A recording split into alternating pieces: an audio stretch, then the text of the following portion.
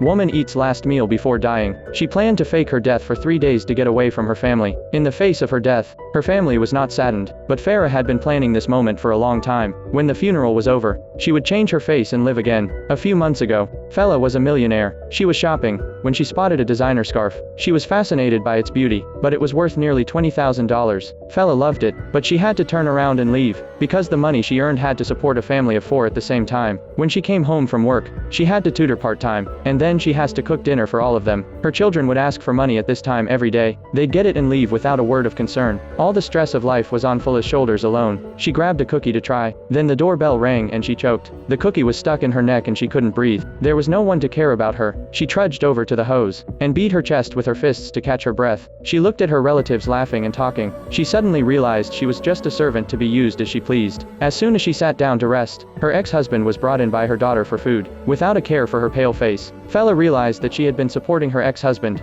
through his children all these years. She thought she'd have a good day's rest. Then her pregnant daughter begged her for help. She couldn't resist. She had to attend the meeting in her daughter's place. The topic of the workshop was how to get rid of anxiety. Fela sat in the distance, listening to the discussion. One of the cancer patients confessed that he was anxious because he didn't have much time and wanted to enjoy the rest of his life. It was a sudden wake-up call for Fela. When had she ever really lived for herself?